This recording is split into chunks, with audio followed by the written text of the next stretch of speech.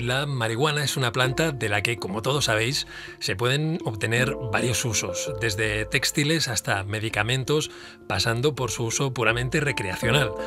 Hoy nos vamos a centrar en su uso terapéutico y lo vamos a hacer con un experto en la materia, el bioquímico y biólogo molecular Manuel Guzmán. Buenos días, Manuel. Hola, buenos días. Bien, catedrático de la Universidad Complutense de Madrid, licenciado y doctor en Ciencias Biológicas por dicha universidad, a finales de los 90 comenzaste una línea de investigación centrada en el estudio de cómo los compuestos activos del cannabis, los cannabinoides, actúan en el organismo. ¿Qué os llevó a ti y a tu equipo a estudiar esta planta?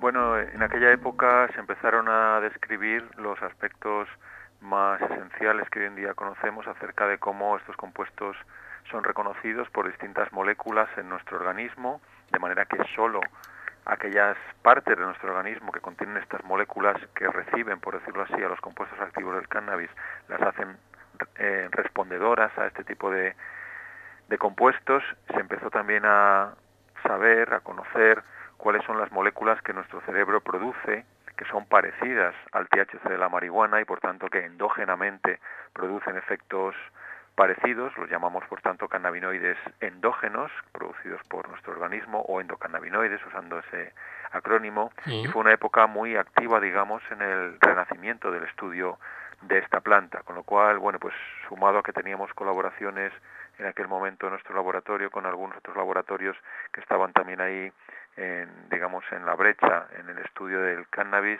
pues hizo que a la segunda mitad de los años 90 decidiéramos cambiar de línea de investigación. Nosotros trabajábamos en otro aspecto diferente, en concreto en aspectos de metabolismo hepático, en el campo de la hepatología, y pasamos ya al campo de las neurociencias, en concreto pues al estudio del cannabis. Es decir, fue una cosa, bueno, pues motivada un poco por un tema que parecía apasionante y que realmente nos interesaba.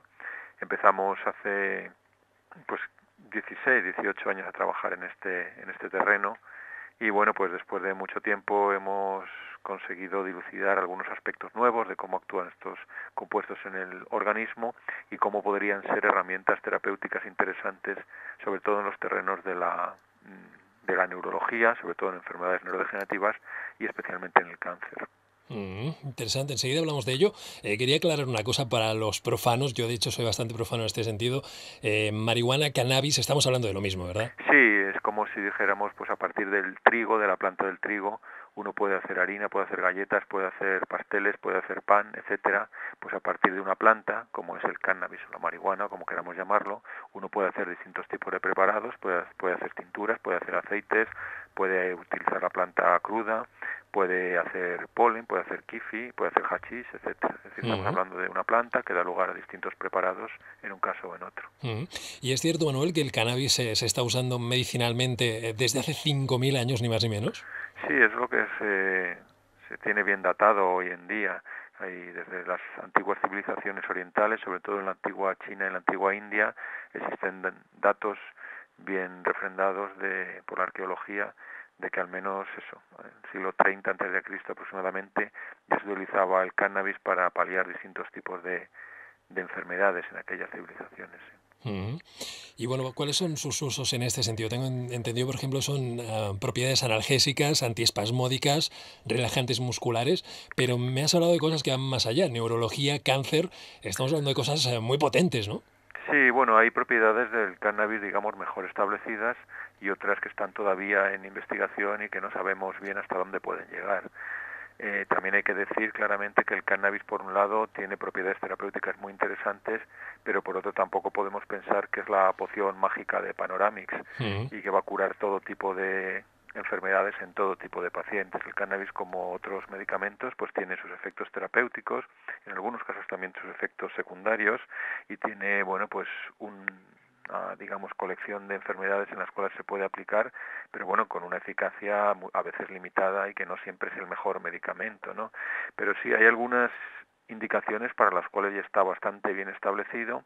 Por ejemplo, la más clásica, quizá la que a lo mejor la gente tiene más en la cabeza, es la inhibición de los vómitos y las náuseas en pacientes que están siendo tratados con quimioterapia, pacientes de cáncer generalmente. Por ejemplo, en el tratamiento del dolor, son compuestos analgésicos bastante eficaces en algunos casos. para también incrementar el apetito e impedir la pérdida de peso en enfermedades crónicas degenerativas en las cuales los pacientes pues pierden peso, por ejemplo cáncer, sida, etcétera, y por ejemplo para el tratamiento de algunos aspectos, digamos, motores de la conducta motora.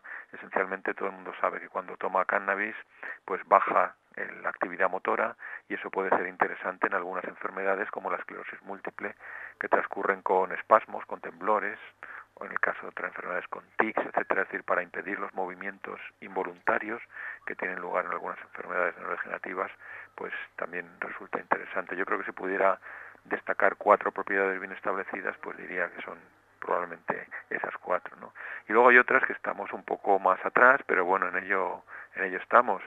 Ya se acaba de aprobar en Estados Unidos para el uso compasivo de algunas epilepsias uno de los componentes de la planta, que es el cannabidiol.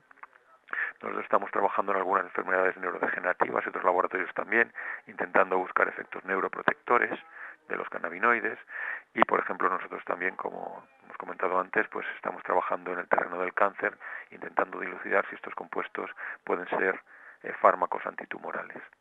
Bien, bueno, pues estaremos al tanto, hay que estar al tanto de estos avances científicos. Has hablado de las contraindicaciones y es evidente que estamos hablando de una planta, y como todas las plantas o cualquier cosa que nos da la naturaleza, o también los medicamentos de síntesis, evidentemente, no son la panacea y además tienen sus contraindicaciones. Me gustaría saber, en el caso de la María, cuáles son, qué peligros tiene. Sí, bueno, como he comentado antes, está claro que cualquier tipo de fármaco, bien sea del laboratorio, bien sea de la naturaleza, tiene al final lo que llamamos un balance terapéutico entre lo que son los efectos deseados, los efectos que uno busca para mejorar en esa enfermedad, y los efectos no deseados, los efectos secundarios, los efectos laterales, etcétera. Y al final ese balance es lo que nos da el que un medicamento pueda de verdad ser utilizado, ¿no?, por un paciente. Entonces, en el caso de los cannabinoides, los compuestos activos del cannabis, pues está claro que los efectos menos tolerados por los pacientes, o por lo menos por algunos pacientes, son los que normalmente conocemos pues como los que producen el colocón, ¿no?, por decirlo así, en el terreno del uso recreativo. Pues a lo mejor alguna fobia, alguna descolocación, incluso se puede llegar a algún brote psicótico en algunos casos. En general son efectos que no se producen en todos los pacientes y que son bastante bien tolerados. De hecho, el cannabis es una sustancia con muy poca toxicidad, por no decir ninguna. No existe sobredosis de cannabis que pueda producir la muerte, no existe un efecto como producen otros fármacos o drogas que sobre, por ejemplo, la contracción del diafragma o el batido del corazón. No es una sustancia que tenga toxicidad, no puede matar, por decirlo así. Si nos podemos coger un globo muy fuerte y estar totalmente descolocados y caer redondos, ¿no? Pero el cannabis no mata, por decirlo así claramente, mientras otros medicamentos en una sobredosis sí pueden llegar a matar. Pero sí, hay pacientes que no toleran bien los efectos psicoactivos de la planta. En ese sentido, hay plantas con distinta composición química, y algunos de los compuestos de la planta, por ejemplo, el tetrahidrocannabinol, que normalmente abreviamos como THC, pues es el compuesto psicoactivo más fuerte de la planta, mientras que hay otros componentes como el cannabidiol, que abreviamos normalmente como CBD, que tienen los efectos contrarios.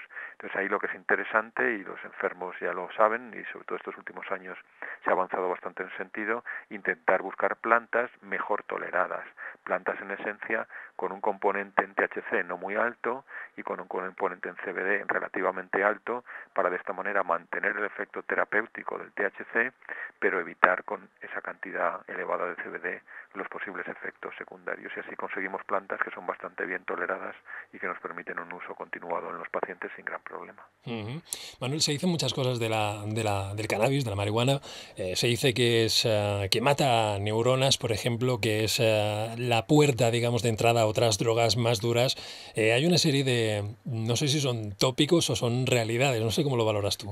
Sí, bueno, hay mucho tópico y también muchas afirmaciones que son bastante gratuitas y no están sustentadas por estudios científicos serios, o si lo están por algunos estudios científicos con el uso de animales de experimentación en condiciones extraordinariamente diferentes a las que tiene lugar en un paciente, por ejemplo, con dosis de compuestos 100 veces o 1000 veces superiores a las que una persona normal utiliza, o únicamente con THC, que es el componente psicótico de la planta, como hemos dicho antes, mientras que no se utiliza a lo mejor para prevenir esa acción psicótica del THC, otros cannabinoides como el CBD, que sí que están presentes en la planta y que es deseable que estén presentes en la planta.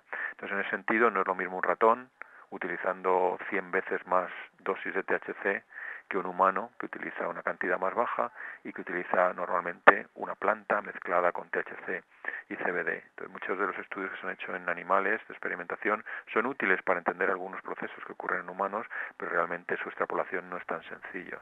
Está hoy en día bastante claro que al menos cuando las neuronas ya están formadas, a partir de los 18 años, 16, 18 años aproximadamente, el cannabis no mata neuronas. El cannabis no es una sustancia neurotóxica como si lo es, por ejemplo, el alcohol o algunos psicoestimulantes. El cannabis puede modular la comunicación entre las neuronas y de hecho lo hace, haciendo que algunos procesos se activen y otros procesos se inhiban en nuestro cerebro, pero no es una sustancia propiamente neurotóxica, propiamente dicha. Sobre la puerta de entrada es una cuestión bastante en discusión. Realmente hay, digamos, un aspecto biológico que nos podríamos plantear, es decir, si el cannabis en sí mismo puede tener algún efecto de aumentar la pulsión por buscar otras drogas, y luego también obviamente hay un componente social de entorno muy importante en tanto en cuanto pues la gente que accede ya a las drogas pues puede acceder a otras y bueno, pues puede tener en un mismo mercado, por decirlo así, en un mismo entorno, distintos tipos de drogas e ir probando. Cuando se habla de que el cannabis es la droga de entrada, eso es muy raro. Normalmente las primeras drogas que se utilizan en Occidente por los adolescentes son el alcohol y el tabaco. Entonces realmente el cannabis suele ser la tercera, y ya muchas veces pues cuando cualquier persona ha probado el cannabis, pues ya ha probado anteriormente otras drogas, es decir, las drogas de entrada en Occidente no suele ser el cannabis, suele ser el alcohol, de hecho. Y en términos biológicos sí que existen algunos estudios en animales donde se sugiere que el cannabis, como otras drogas, interaccionan entre sí para favorecer los efectos placenteros de segundas o terceras drogas. Y en ese sentido probablemente el cannabis no sea una excepción, pero no existe ninguna evidencia sólida hoy en día de que si uno empieza fumando cannabis vaya a terminar ni mucho menos pinchándose heroína, ¿no? De hecho, la inmensa mayoría de los fumadores de cannabis no terminan desarrollando una predilección por otras drogas. La mayoría se queda en el cannabis o prueba otras cosas, pero no va mucho más allá. Sí que es cierto que la gente que, si pensamos en una escalada, pues la típica acabando en la heroína o sustancias realmente más duras, pues es verdad que alguna vez ha tomado marihuana o ha empezado con marihuana o utiliza marihuana muchas veces para atenuar los efectos descolocantes y el viaje demasiado fuerte de otras sustancias. Entonces es una relación causa-efecto muy difícil de establecer, pero en principio, y para resumir, yo te diría que el cannabis no es neurotóxico y que como puerta de entrada tampoco está demostrado, aunque sí es posible que existan interacciones en nuestro sistema nervioso entre distintas drogas para favorecer entre unas y otras las acciones placenteras de las demás. Bueno, hay toda una serie de mitos tal vez potenciados por el hecho de que estamos hablando de algo ilegal. Estamos hablando de una sustancia que ha sido ilegalizada, no pues. Por ejemplo, ya hablabas del alcohol, un componente que sí que es neurotóxico y que puede llevar, y que de hecho lleva habitualmente a personas a situaciones muy delicadas, ¿verdad? Entre accidentes, destrucción del entorno familiar, una serie de cosas. De hecho, decía Barack Obama hace relativamente poco, afirmaba que fumar marihuana no es más peligroso que beber alcohol. No sé qué puedes decir tú al respecto. Esta situación de sustancia ilegal comparada con otras que son legales y que al parecer, pues, mira, dice Barack Obama que a lo mejor son más peligrosas. Sí, bueno, lo puede decir Obama o lo puede decir probablemente un campesino de un pueblo de Albacete. Es decir, creo que eso es algo que es tan claro ya, no solo a nivel científico, sino a nivel popular.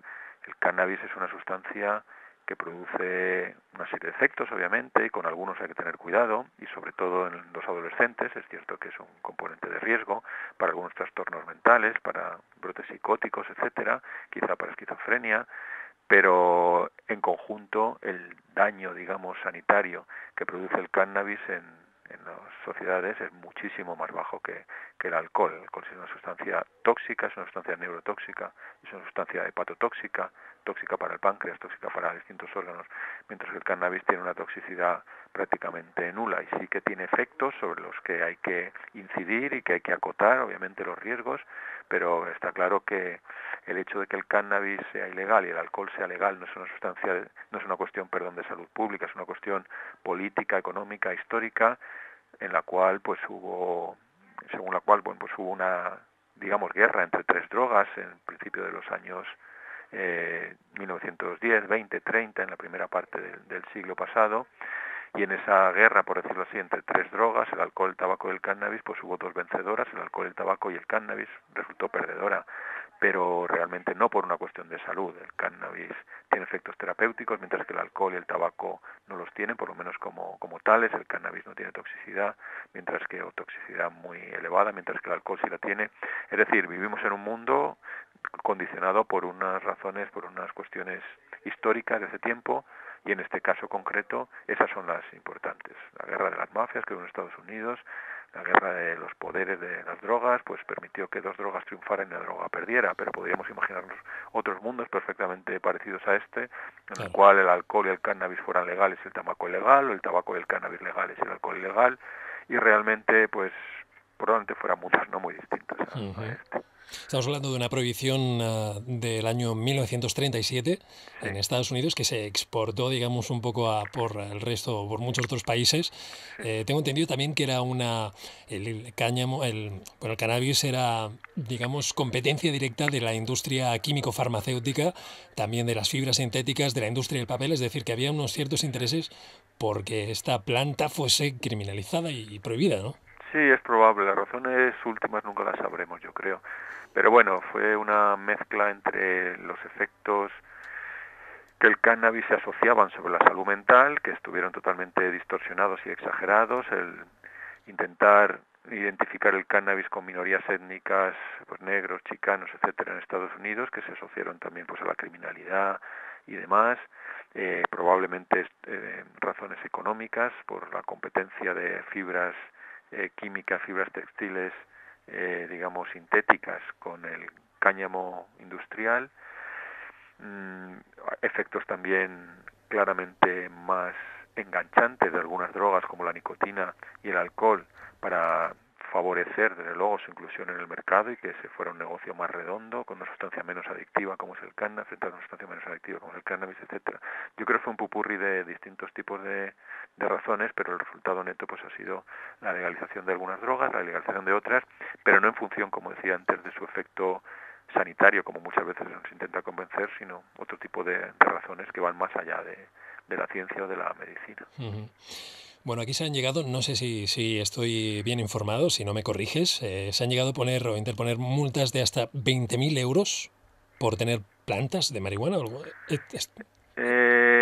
No sé si a tanto se habrá llegado, pero realmente sí que se ha podido llegar a varios miles de euros y ahora con el proyecto que hay de ley de seguridad ciudadana sí que se han subido los límites, aunque el límite de 20.000 creo que se ha rebajado en el último borrador. Pero bueno, es absurdo que alguien tenga que ser multado con 1 euro, con 10.000 euros por tener plantas en su casa, pero sí que hay gente que a partir de una serie de plantas, normalmente a partir de 3, 4 plantas, muchas veces los jueces entienden que no es para consumo propio, sino para venta o para mercado, y entonces, bueno, pues sí que se puede acusar a la persona de delito contra la salud pública y tener un buen problema. Sí, es absurdo absolutamente que eso pase hoy en día, en 2014. Me estás respondiendo a la pregunta. De hecho, iba a poner el ejemplo del agricultor Josep Pàmies, que fue denunciado por los Mossos d'Esquadra por poseer marihuanas, que usa exclusivamente para uso terapéutico, bueno, y que tampoco, no sé si en el debate podríamos decir que de hecho, no sé si acaba de importar, de hecho, para qué utilice, cuando simplemente... Claro, exactamente, eso es una cuestión de libertades individuales, que más da, cada uno lo utilice para lo que quiera, como cada uno utiliza cualquier objeto que tiene a mano para lo que quiera. No puede coger un cuchillo para cortar un trozo de pan, no puede coger un cuchillo para clavárselo a su vecino. Evidentemente no es el cuchillo lo que es bueno o malo, sino el uso que se da del cuchillo. Pues exactamente pasa con cualquier tipo de sustancia. Entonces, realmente el que se utilice para fines médicos está muy bien, parece un fin loable y y bueno, pues fenomenal, sobre todo en el caso de Josep, que sé que lo hace sin ningún tipo de rédito económico. Ellos hacen sus aceites y los donan a los pacientes, lo cual realmente es una labor digna de alabanza. Pero bueno, pues si quisiera utilizar una persona eso para uso recreativo, para lo que buenamente quisiera, pues ¿por qué no? Yo creo que cada persona es libre y responsable de, sin molestar a los demás y sin afectar la libertad de los demás, poder llevar a cabo su vida como buenamente quiera. Bueno, queda claro entonces que para ti no se debería haber ilegalizado y debería ser legal actualmente. ¿Qué crees que eso aportaría? Aparte de, evidentemente, pues el hecho de que, pues, repercutiría en las libertades individuales, que es algo positivo, pero ¿qué crees que aportaría el hecho de que se legalizase? Sí, bueno, para mí lo primero es repercutir en que, como dices, en una cuestión política, ética, de libertades individuales, como que cada persona no somos borregos, sino somos niños pequeños a los que haya que guiar de la mano por parte de un Estado, en teoría, digamos, protector, pero en realidad sojuzgador al final, ¿no? Y dictador, si se quiere, sobre las libertades individuales. Eso es lo esencial. Y luego, además, está claro que eso permitiría que muchos pacientes en el terreno de la marihuana medicinal pudieran disponer de plantas mejor testadas, mejor conocidas, con efectos más fácilmente reproducibles entre distintos pacientes, no criminalizado, no tener que ir al mercado negro a buscarla o tener el riesgo que estar siempre bajo la lupa de la policía para intentar, bueno, para poder decomisar las plantas o las sustancias, etcétera, etcétera. Entonces, bueno, yo creo que primero una cuestión de libertades y en el caso concreto de la marihuana medicinal, pues una mejora en las condiciones de uso. Y parece, Manuel, no sé si estoy bien informado, que esté produciéndose un cambio. Ahí parece ser una ola de legalizaciones o de regulaciones en Estados Unidos, en Uruguay también, por ejemplo, donde has estado asesorando. Creo que se está invirtiendo un poco la cosa, ¿no? Está mejorando. Bueno, todavía somos 8.000 millones de habitantes en el planeta y todavía creo que muy pocos pueden acceder, una fracción muy pequeña puede acceder a la marihuana de manera no criminalizada, ¿no? Pero bueno, sí, poquito a poco aparecen chispas o destellos de esperanza, algunos estados de Estados Unidos, Uruguay es otro caso, y es verdad que luego también, pues, como se va aumentando un poco la tolerabilidad social sobre la sustancia, pues es verdad que incluso en nuestro país, pues por ejemplo las asociaciones de consumidores han florecido como champiñones. Hoy en día existen aproximadamente 300 ya en nuestro país. Ha sido un vehículo muy importante para que muchos pacientes puedan conseguir marihuana. El caso de PAMIES o de otras personas que lo cultivan y lo donan a los pacientes, pues es también realmente importante. Siempre se está ahí en el límite entre lo legal y lo ilegal, lo consentido y no consentido. Es una pena, realmente, es absurdo que sea así. Pero bueno, poco a poco yo creo que se va bajando el listón de la tolerabilidad y creo que, bueno, yo espero poder ver un mundo en el cual todos seamos más libres y seamos más solidarios, etcétera, pero en el caso concreto de la marihuana, pues realmente podamos verlo, ¿no? Que la marihuana sea una sustancia, una planta legal y que cada uno lo utilice de la manera que considere más oportuno. Pues ahí queda, con ese deseo nos despedimos. Manuel Guzmán, un placer escuchar las palabras de un científico que habla de esta manera, además de las libertades individuales y de las cosas, pone un poco las cosas en su sitio. Te lo agradecemos muchísimo, un abrazo. Gracias a vosotros, un abrazo, chao.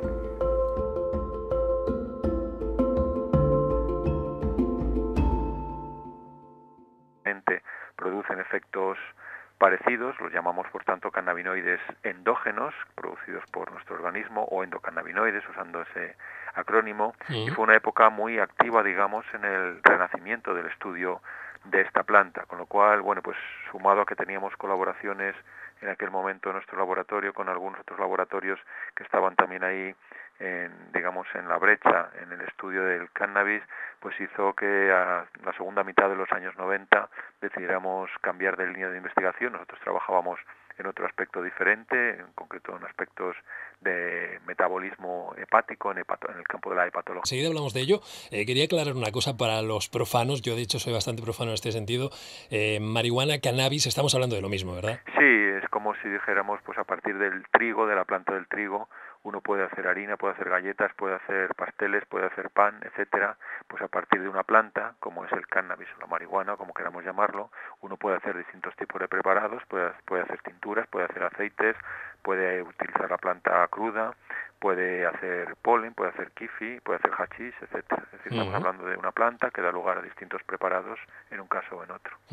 Y es cierto, Manuel, que el cannabis se está usando en la marihuana es una planta de la que, como todos sabéis, se pueden obtener varios usos, desde textiles hasta medicamentos, pasando por su uso puramente recreacional.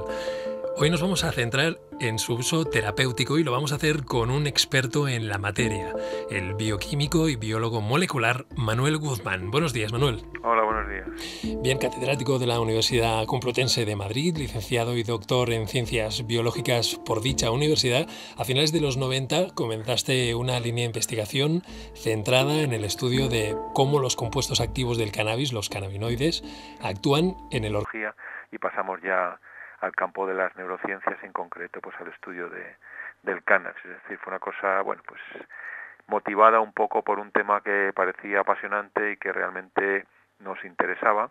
Empezamos hace pues 16, 18 años a trabajar en este terreno y bueno, pues después de mucho tiempo hemos conseguido dilucidar algunos aspectos nuevos de cómo actúan estos compuestos en el organismo y cómo podrían ser herramientas terapéuticas interesantes, sobre todo en los terrenos de la neurología, sobre todo en enfermedades neurodegenerativas y especialmente en el cáncer. Interesante mecanismo. ¿Qué os llevó a ti y a tu equipo a estudiar esta planta?